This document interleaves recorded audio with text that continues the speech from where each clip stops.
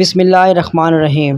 السلام علیکم دوستوں، ناظرین کرام، جماع کا فطری طریقہ کیا ہے؟ جماع کا فطری طریقہ تو یہی ہے کہ عورت نیچے ہو اور مرد اوپر۔ چنانچہ سارے حیوانات اسی فطری طریقے پر عمل کرتے ہیں اور قرآن پاک کی ذیل کی آیت میں بھی یہی ہے۔ طریقہ نہایت لطیف اشارے میں بیان کیا گیا ہے۔ جب مرد نے عورت کو ڈھانپ لیا تو اس کو ہلکا سا حمل رہ گیا۔ اس کی صورت یہی ہو سکتی ہے، عورت نیچے اور مرد اس کے اوپر الٹا لیٹے تو اس طرح مرد کے جسم سے عورت کا جسم ڈھک جائے گا۔ اسی طریقے میں زیادہ راحت و آسانی ہے، عورت کو بھی مشقت نہیں اٹھانا پڑتی، نیز استقرار حمل کے لیے بھی یہ طریقہ مفید ہے۔ شیخ الرئیس حکیم بو علی سینا بھی اپنی کلیات قانون طب میں اس طریقے کو پسندیدہ بتایا ہے۔ شیخ الرئیس کے نزدیک جماع کی تمام شکلوں میں بری شکل یہ ہے کہ عورت مرد کے اوپر ہو اور مرد نیچے لیٹا ہو، کیونکہ اس صورت میں منی مرد کے عضو میں باقی رہ کر متعفن ہو کر اذیت کا باعث ہوتی ہے۔ صحبت سے فراغت کے بعد مرد عورت دونوں کو پیشاب کر لینا چاہیے، نہیں تو کسی لا علاج مرض میں مبتلا ہو جائیں گے۔ علم طب کی کتابوں میں لکھا ہے کہ بعض وقت منی کا کوئی قطرہ پیشاب کی نالی میں اٹکا رہ جاتا ہے تو سوزش و زخم پیدا کر دیتا ہے۔ صحبت و قربت کے بعد اپنے عضو کو دھو لینا چاہیے، اس سے بدن تندرست رہتا ہے، لیکن مجامت کے فوراً بعد ٹھنڈے پانی سے نہ دھوئیں، کیونکہ اس طرح بخار آ جانے کا اندیشہ ہے۔ اتنی دیر رک کر دھوئیں کہ بدن کی حرارت اعتدال پر آ جائے۔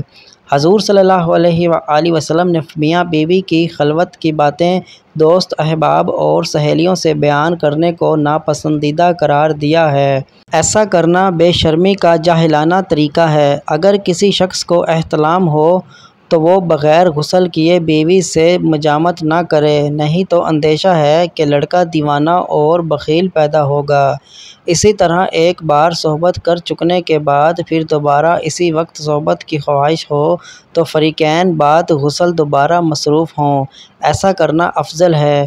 اور حضور نے اپنے صحابہ کو تعلیم دی ہے کہ تم میں سے کوئی شخص اپنی بیوی سے جماع کرے اور پھر ایسا دوبارہ ارادہ کرنا چاہے تو اسے چاہیے کہ درمیان میں غسل کرے۔ اتباع کی تحقیق ہے کہ مجامت کے فوراً بعد پانی نہیں پینا چاہیے، ایسا کرنے سے تنفس یعنی دمہ کا مرض پیدا ہو جاتا ہے، اس لیے معدہ پر ہونے کی حالت میں جماع کرنے کو منع کیا گیا ہے، کیونکہ جب معدہ پر ہوتا ہے تو جماع کی حرارت سے خشکی پیدا ہوتی ہے اور پیاس کا غلبہ ہوتا ہے۔ طب نبوی میں لکھا ہے کہ کھڑے ہو کر صحبت کرنے سے بدن کمزور اور ضعیف ہو جاتا ہے۔ جامع کبیر میں حضرت ام سلمہ رضی اللہ تعالی عنہ سے روایت ہے کہ جب کسی بیوی کی آنکھیں دکھنے آتی تو رسول اللہ صلی اللہ علیہ وآلہ وسلم اس سے قربت نہ فرماتے جب تک کہ تندرست نہ ہو جائیں۔ اس حدیث پاک سے یہ اشارہ ملتا ہے کہ اگر بیوی کسی دکھ یا بیماری میں مبتلا ہو تو اس کی صحت اور رغبت کا اندازہ کیے بغیر صحبت کرنا مناسب نہ ہوگا، اور عقل سلیم کا تقاضا بھی یہی ہے کہ بیماری کی حالت میں جماع سے اجتناب کیا جائے، کیونکہ جذبات میں ہم آہنگی کے بغیر مباشرت کا لطف و سرور حاصل نہیں ہوتا۔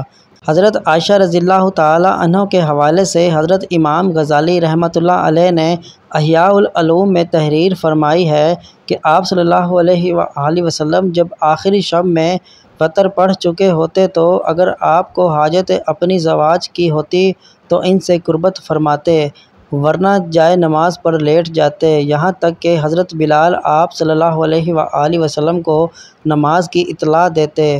طب نبوی میں بھی بھرے پیٹ پر صحبت نہ کرنے کو لکھا ہے، کیونکہ اول شب میں معدہ غذا سے پر ہوتا ہے۔